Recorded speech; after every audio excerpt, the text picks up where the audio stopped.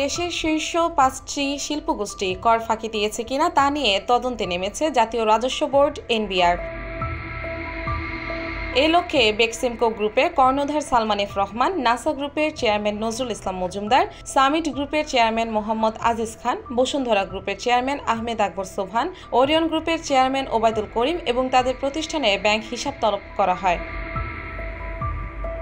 সংশ্লিষ্ট ব্যক্তিদের ব্যাংক হিসাবে তথ্য চেয়ে বিভিন্ন ব্যাংক, আর্থিক প্রতিষ্ঠান, সিকিউরিটিজ অ্যান্ড এক্সচেঞ্জ কমিশন, সঞ্চয় অধিদপ্তর সহ সংশ্লিষ্ট বিভিন্ন দপ্তরে চিঠি দেওয়া হয়েছে বলে এনবিআর সূত্রে জানা যায়।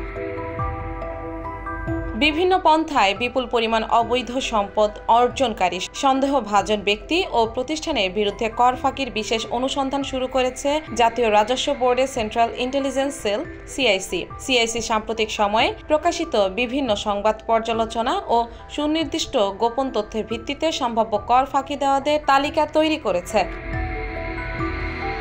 ধারাবাহিকভাবে এসব ব্যক্তি ও প্রতিষ্ঠানের বিরুদ্ধে আয়কর আইন ২০২৩ ও মানি লন্ডারিং প্রতিরোধ আইন ২০১২ এর অধীনে কার্যক্রম পরিচালনার মাধ্যমে না দেওয়া কর উদ্ধারের পাশাপাশি অভিযুক্তদের বিরুদ্ধে শাস্তিমূলক ব্যবস্থা নেওয়া হবে।